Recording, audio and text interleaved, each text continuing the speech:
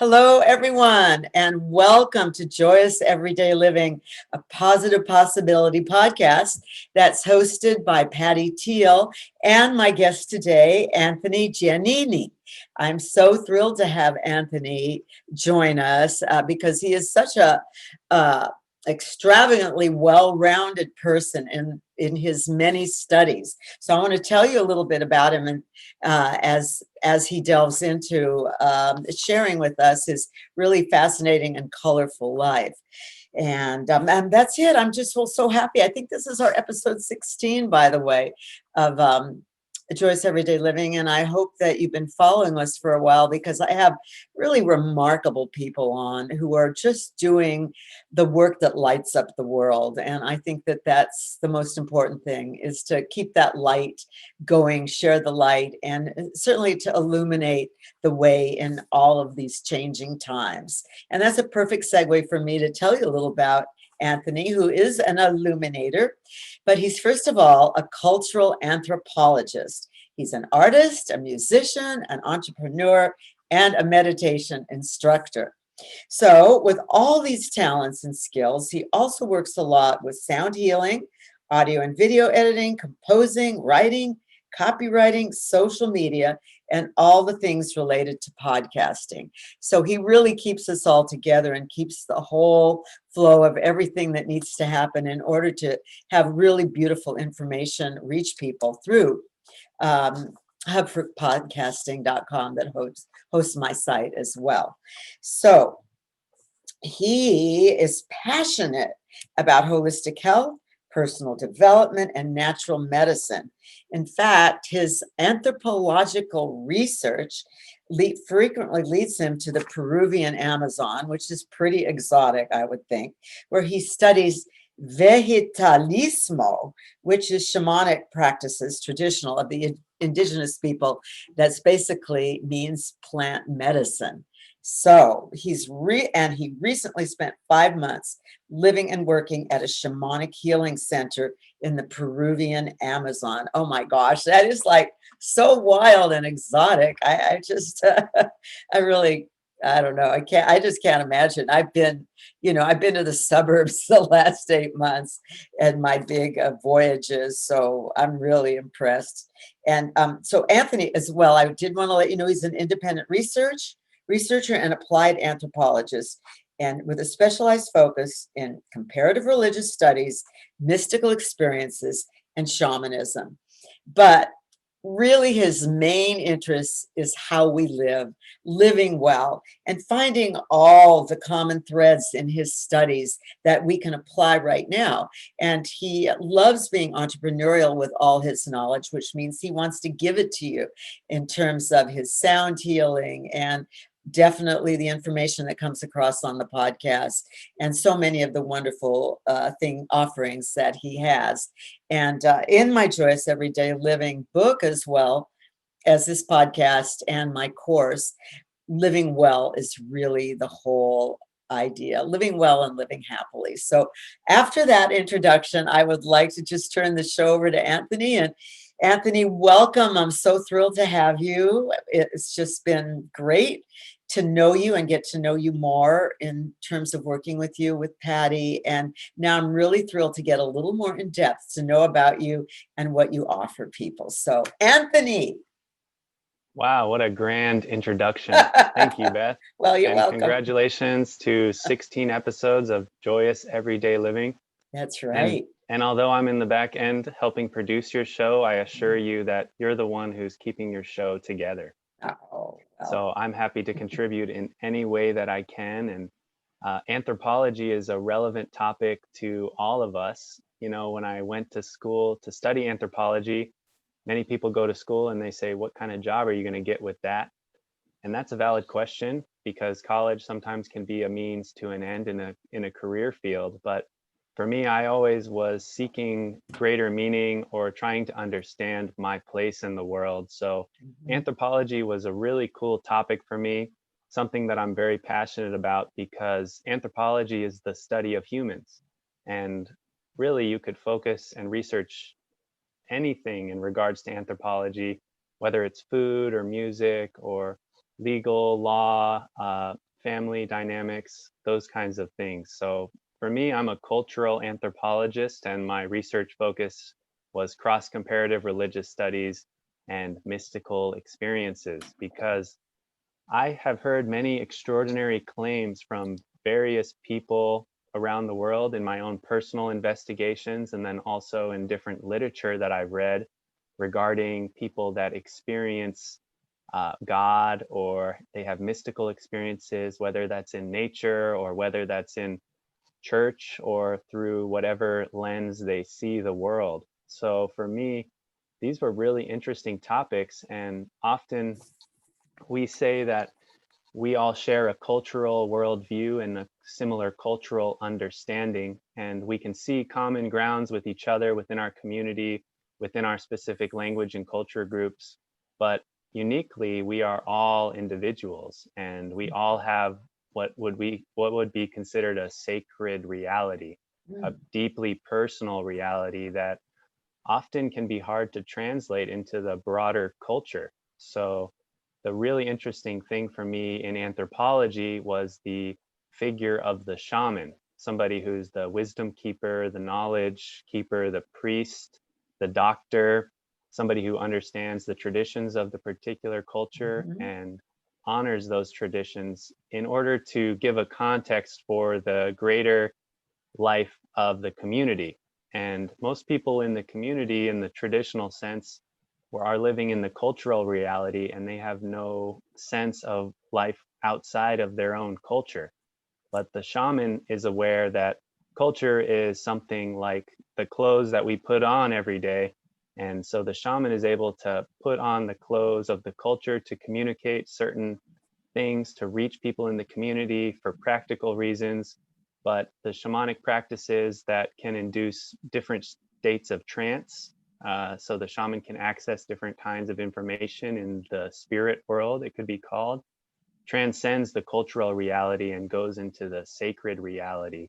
So the shaman is a figure who obtains knowledge from the ether, or what's often called the spirit world, and brings it back into the cultural reality to help the people and to make sense of our day to day life and to understand the natural world and to understand our place in the natural world. And in our modern age, we've sort of lost our place in the natural world, so to speak, because we have a lot of cities and infrastructure. And so we have to understand the context of shamanism in terms of indigenous people living close to the earth and without major stratification in their societies. And it's a deep personal connection that really is very spiritual as well as practical. Mm. So I think in our times, it's important to recognize our own spiritual connection to the natural world, our to understand our place in the natural world. And for me, that's what has interested me in shamanism.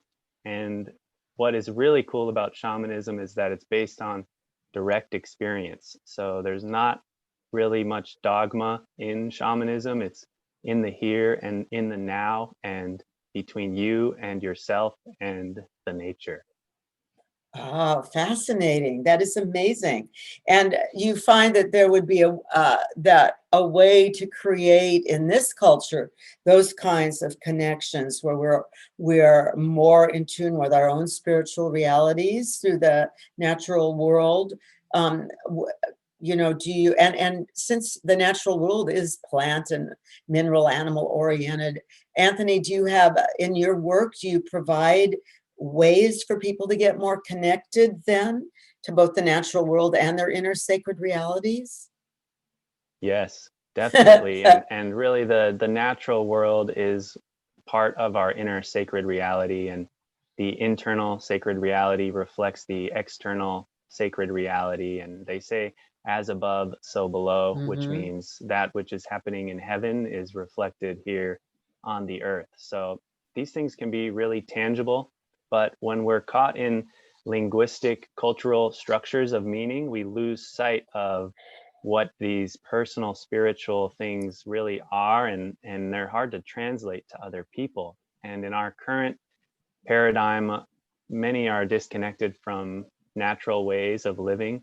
And so for me personally, I use music and Mm-hmm. sound healing as a way, as a doorway into the soul and into the sacred reality of the individual, both individually, personally, and collectively. These things can be experienced through sound. But I'd like to just hammer the point home that sound healing or musical therapy is an experience. So these things can only take us so far when we talk about them. It's really about the feelings behind the experience. And so I do facilitate sound healings for people, and musical therapy is a good term. And it basically is in regards to sending intentional vibrations through people, whether that's through music, instruments, song, whistling, rattles. There's so many ways to generate vibration. Mm-hmm. And when we think about something like energy healing or Reiki, we use the hands to send energy to people. And that can be done in person or it can be done remotely. And the intention behind the person who's sending somebody energy is going to significantly impact the quality of the session. And so, although I'm not necessarily a Reiki practitioner, I use the instruments as my modality to send energy to various participants in a healing session. Ah, fantastic. Well, you couldn't find a more passionate advocate for sound and music. Of course, I add the movement to it, and I think when you move through your body through the sound, uh, it's a phenomenal. It's like it's known to be one of the most ancient methods of connecting to forces greater than you are. Not only the sound, like the heartbeat, the the simple rhythmatic things, strings, everything that was ancient. And of course, as your body, as you said, you have to experience it, so you experience it through your body. And that's a beautiful thing, of sending the aligned energy to others, that when you get aligned through the sound and all And that. it is very ancient. Yeah, you're right. Ancient, And right? I was looking at different religions around the world and Uh-huh. trying to figure out like where all this came from. Hmm. And have religions always been around, and has our spoken language always been around? And I looked back as far as I could into history with the resources that are available. And as far as we can tell, the first advent of human culture was actually shamanic in nature. And it was Wow. actually related to music and also dance and movement. And so you can imagine, like, before even spoken language, when people are trying to formulate ideas and communicate through broken sounds, what they're really trying to do is mimic the sounds that are in nature that they hear from the natural world, whether that's animals or the elements like wind in the caves or something. And then also the drawings that we see in caves, for example, all reflect shamanic themes, such as shapeshifting into different animals, all in the interest of honoring things that are so important, like the lunar cycles, or also the harvest of meat and grains and things like that too.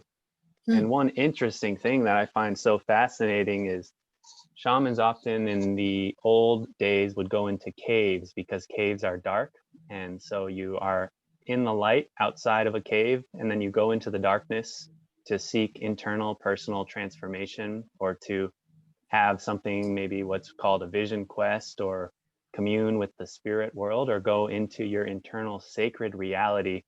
And what we find now in these caves, most interestingly, is cave paintings that depict shape-shifting or these different shamanic themes. But we find these cave paintings like way up in the nooks and crannies of these caves.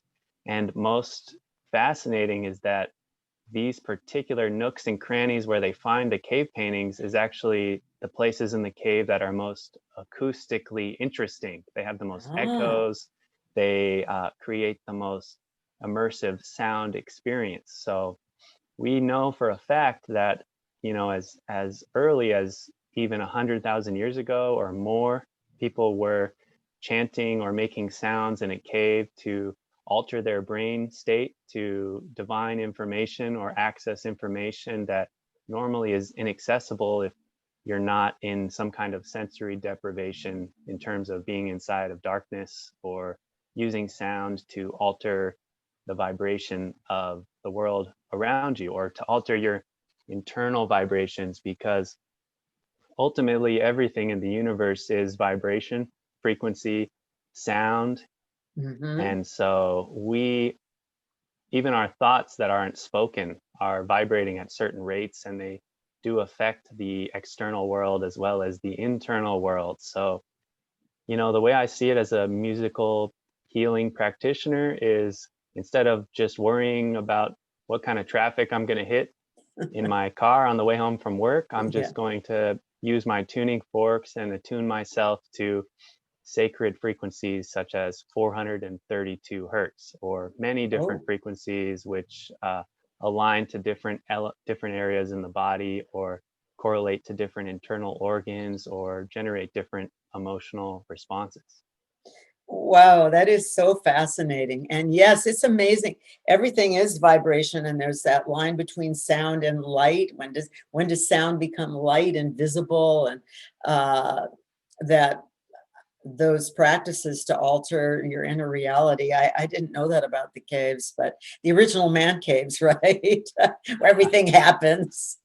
I'm But still looking for my perfect man cave, I'll be honest. I know you'll find it, and not, I know you, and I'm sure it's going to be acoustically amazing as well, with lots of great drawings on the walls. But I think your point as well, of where we place our thoughts, which is such a powerful vibration that's going on all day long.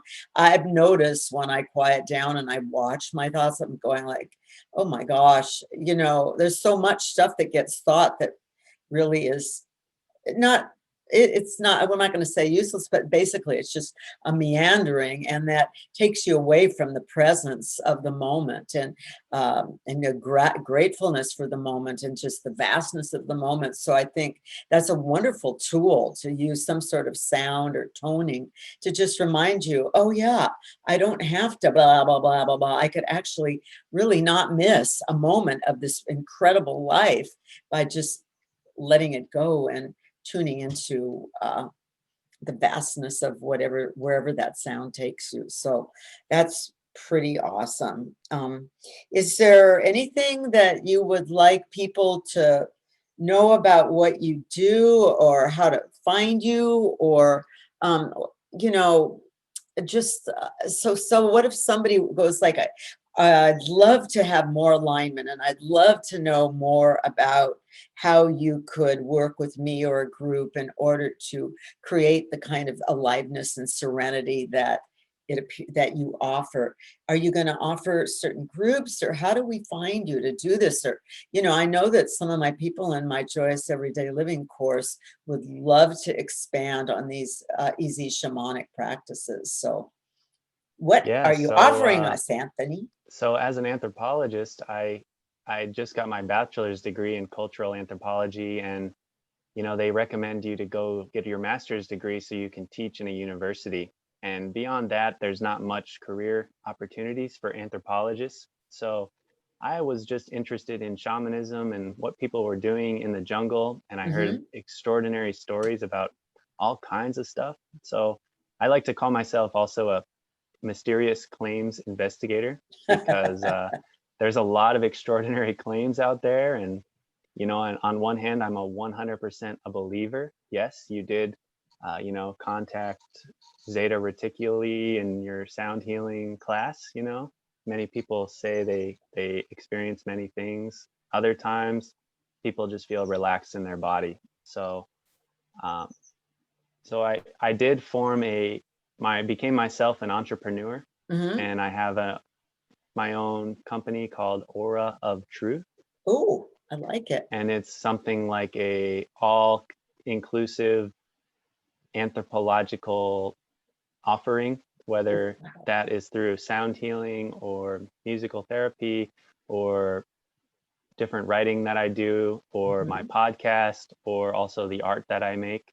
So yes, I'm an independent practitioner, and people can find my podcast on soundcloud.com/aura of truth.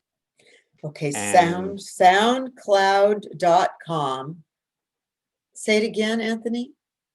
soundcloud.com Oh, slash aura or of of truth. truth. Okay, great. And we can Wow. write that in the notes for Oh, that people, would be great. Yeah, yeah. How and awesome. find out ways we can collaborate in that sense. But Mm-hmm. if you go to my podcast website, you can find different stories that I tell in regards to my experiences living in Sedona, Arizona, which is the New Age capital of North America. Mm-hmm. And what does that look like over there in terms of what practitioners are doing and psychics are doing, and what kind of mysterious claims are people making in their experiences in the vortex. You wouldn't Mm. believe what kinds of things you could hear people claim in places like Sedona, which are so full of new age ideas. So like I said, I'm an anthropologist, a investigator, and we do applied anthropology by sort of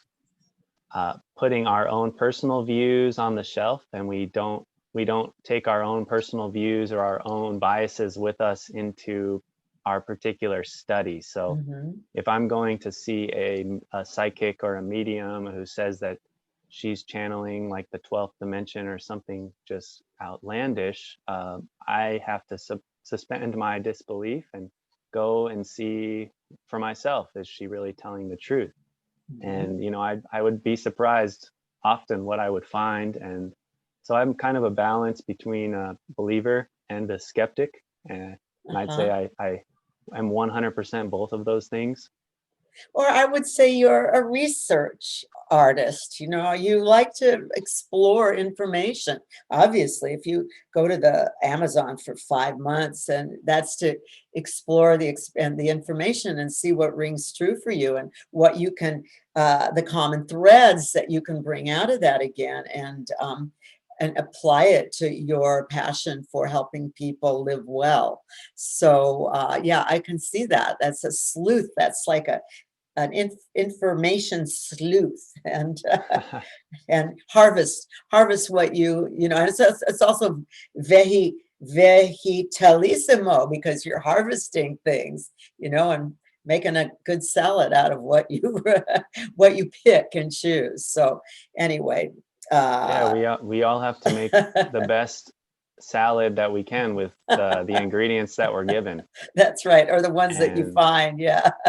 and we all find different ingredients depending on where we're born in our life and Yeah. where our geological location is, or our economic status, or there's so many factors that really are sort of predetermined by the time we are born here. But then there's so much that also is in our control as we navigate this earth, and we make choices, and we have relationships with people and otherwise. So as you can imagine, someone like myself in Arizona is much different from somebody living in Thailand. Yeah. However, there's certainly common similarities or common threads between the differences in the exotic cultures. But really, the message or the goal of my investigations is to try to understand those common threads, and try Mhm. to understand the common threads between the major world religions, for example. And most simplified, all of these things are just teaching us how to live well, or to love each other more, or to be more thankful for our life, because our life is so really transient, and we're just sort of visiting this planet, and it's all happening now. Oh, that's beautifully put. That's really beautifully put, Anthony. I don't know if we can even add any more to that, but is there anything else you'd like to offer in closing? And I would just like to express my thanks on this fascinating conversation. I know we've just like touched the surface, because there's so much in depth here when you speak of cultural anthropology, and comparing sacred traditions, and also finding the sacred within, even in the even with the the interference of much of our culture. And so this was an extremely fascinating time. And I know we could talk again and again and get more and more in depth. But before we close today, is there anything else that you would like to add or give to people I think as we you leave? just touched on a really good point, and I Yeah. think the point of my personal life, and I know it sort of could extend to others as well, is we're finding the mundane to be more and more sacred. Mm. And so really, like, we're in a sacred reality, and what is it about our life that sometimes feels mundane, and how can we recognize that actually it's quite the opposite? And that would be up to you for your own personal investigations as we close this show. And I'd like to mention too that if people go to my SoundCloud website, they can find some flute healing music, as well as kind of underneath all the podcast episodes of me talking and having special guests. Below that would be my flute healing music. And also I do make organite, different kinds of crystal healing tools, pyramids and jewelry and such. So Wow. there is a lot we did not touch on today, but I really am thankful for you having me on the show, Beth. And I just want to say that it's important, no matter what you do in your life, do it joyously. Absolutely. Thank you, Anthony. Yes, we have a lot to be grateful for, and I'm certainly grateful for this session we had together. And I want to know more about all your stuff. So we will proceed. We'll do this again. And I want to thank all our listeners for joining in to episode 16 with Anthony Giannini, hosted by hubforpodcasting.com with my dear friend Patty Teal. And please go there and check out all the inspirational information and talks with the many beautiful speakers. So until I see you again for the next episode, be well, be joyful, and my heart just is open to you, and lots of love. Okay, bye-bye. Lots of love out there. Lots Thank of you. love. See you next time.